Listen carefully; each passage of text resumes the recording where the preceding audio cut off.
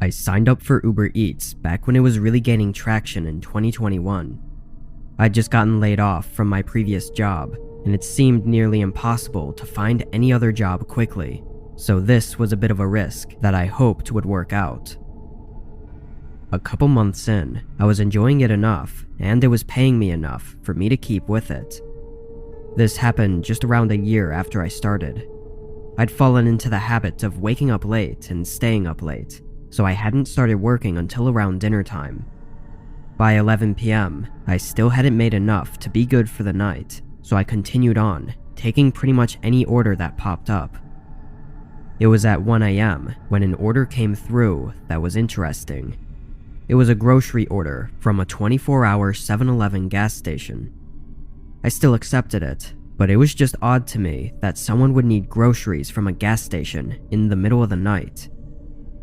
I drove up and parked at the mostly empty gas station and went into the convenience store. The only person inside was a kind old man working at the register.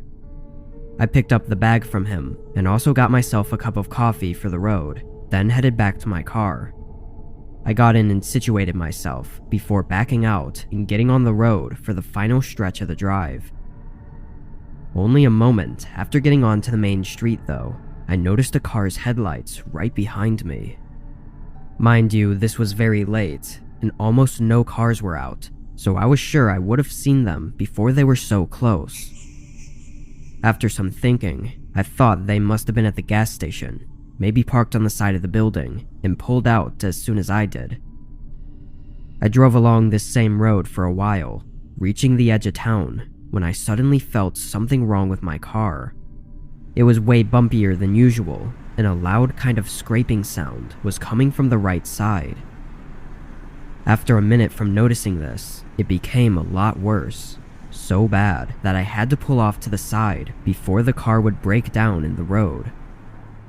I parked on the shoulder with woods on either side of me, but in the mirror, I saw the headlights of that same car slowing down and pulling in right behind me. Unsure what was going on, I decided to get out quickly and see what the problem was. I didn't know if the car behind me was going to try and help me out, or if they had something else in mind, but I knew I couldn't go anywhere until I figured this out. I ran around to the other side of my car and quickly noticed the problem. My right tire was completely flattened, which was crazy. I hadn't run over anything, and usually flat tires happen gradually, not so suddenly like this. I took a closer look, seeing a gash right on the side of the tire that didn't look natural at all. Then I heard a door open from the car behind me.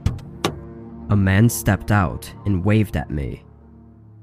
"I'm okay, thank you," I called out, trying to get them to leave before even approaching, especially after realizing this was all really sketchy. But the man kept walking toward me. Once he got maybe 10 feet away, I could see him more clearly. He was older, with long gray and black hair and a bushy, untamed beard. He wore basic clothes, jeans and a hoodie, but they were covered in stains and grime. He came up next to my car and asked if he could help me out, showing a large smile. I said again that I was okay, but he only laughed, looking at my tire and back at me. A few seconds of awkward silence passed as the man held his smile before I lied and said I had a friend on his way to pick me up. Now, having rejected his help 3 times, the man's smile gradually fell into a straight face.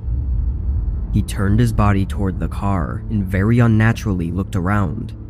This is when I got the immediate rush through my body to get away from this man, and I only had one option to do so. I bolted off the road and into the tree line, hearing the man follow me into the pitch-black woods. It only lasted for a few seconds before I lost him. After that, I didn't go very far at all, still able to see the headlights on the road, and I could make out the man's figure moving around by the cars. A few minutes later, he got in his car and left. By now, I'd had enough time to pretty much figure out that this was all a setup from the Uber Eats order, having been followed from the gas station where he likely slashed my tire. However, I didn't think it would be so easy to catch him. His full name and everything on the app turned out to be real. I guess he didn't think that we would have tied it all back to the Uber Eats order. That being said, the punishment wasn't very harsh because he didn't harm me. He only stole some things from my car. Though I'm sure that if I had stayed there on the road, I might not even be here to share this story.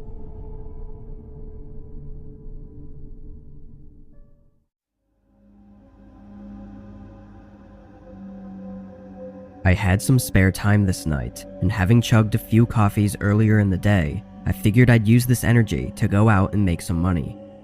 I was delivering for DoorDash, cruising on the highway to my next delivery. It was super late, the roads were empty, and the night was very peaceful. Basically every delivery driver's dream.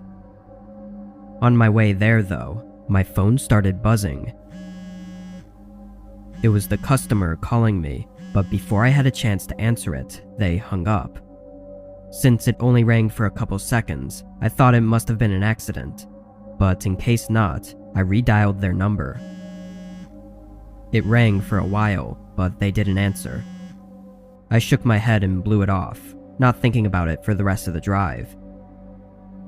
I got off the highway and drove into the neighborhood. It was a very regular street with average houses. When I got up to the house my delivery was for, I parked right in the driveway and started walking up to their porch. As I was setting down the bag, I saw that the front door was cracked open. I didn't know if it was meant for me or not, so I just lightly knocked on the door and called out that I was dropping off their food. As soon as I did, I heard a somewhat disturbing sound come from down the hallway. It was a muffled thump that almost mimicked my knocking, like someone was banging on a door.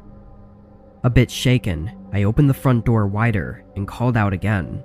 I wasn't sure what to say, so I just repeated myself that I was delivering their food.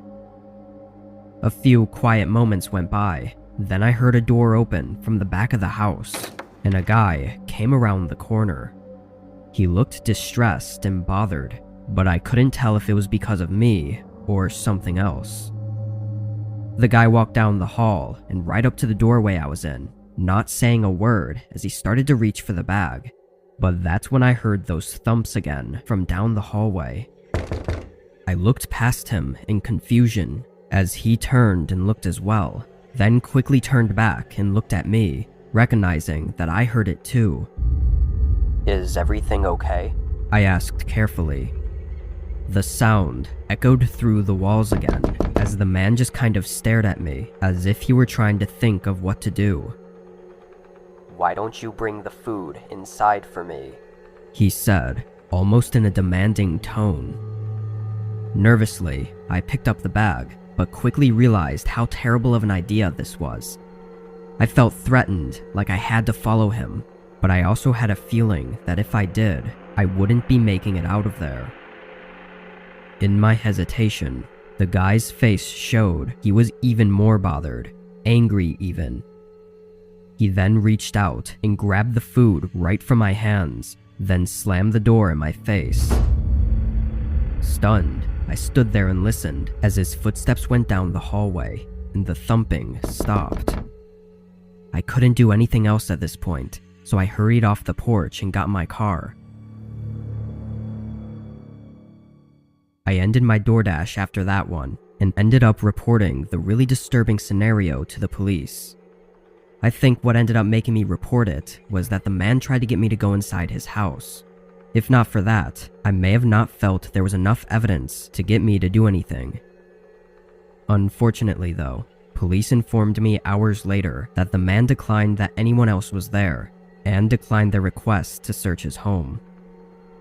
At that point, there was nothing left to do other than speculate. I believe there was something truly horrible going on, and he was possibly ready to do the same to me, but I don't think we'll ever know for sure.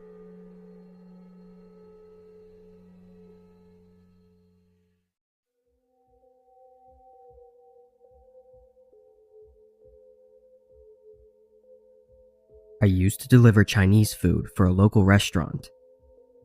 I was just a teenager in high school at the time, and whatever job I got wasn't going to be for more than a year or two. I'd say this job was fairly typical to most first jobs, or retail and food service jobs, because it had some slow and boring days, and some busy and stressful days. As the delivery driver though, I was always thankful to not have to be working in the store and dealing with mobs of customers. On this night, I started at 6 p.m. It was a Friday, so I was working a late 6 to 12 shift. As soon as I clocked in, I was delivering orders non-stop for the next 2 hours with no time to breathe in between them.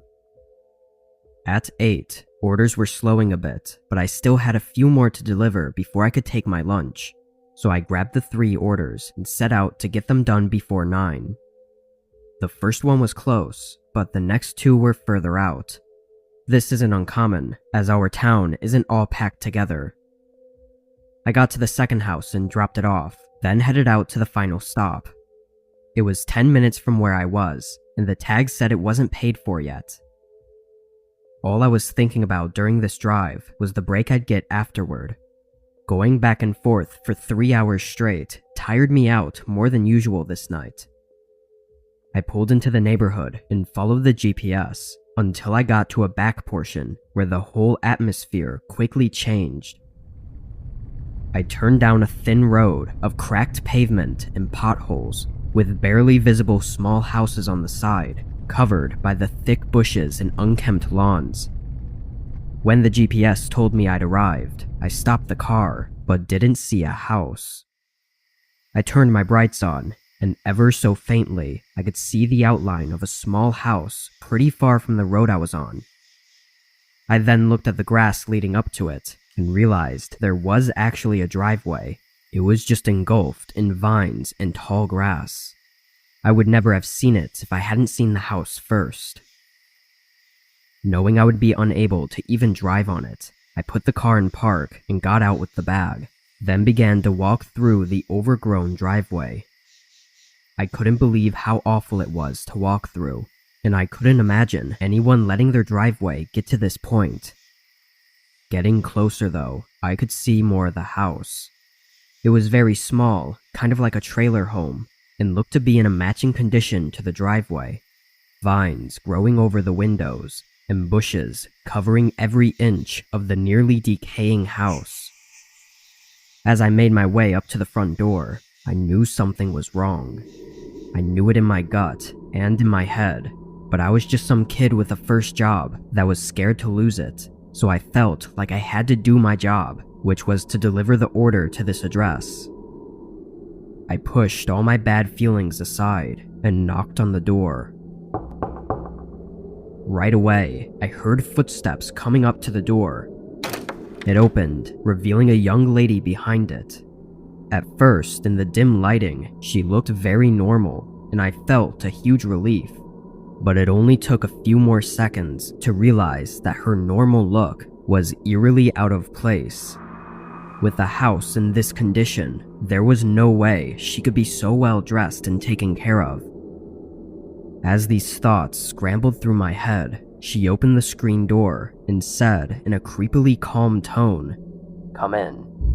Everything hit me in that moment as I stumbled back a few steps and decided that I needed to leave right away. I turned around, and only a second after beginning to leave, I heard a thud from the side of the house. I looked over, seeing 2 men running out from behind the house and sprinting through the bushes toward me. I dropped everything and started running. I did everything I could to get through the thick grass and vines, but just as I reached the end of the driveway, I stumbled to the ground, tripping over something. I hurried up, hearing their footsteps closing the distance on me. I couldn't even get myself to look back as I ran straight into my car. Turning it on, the men immediately stopped and ran back to where they came from.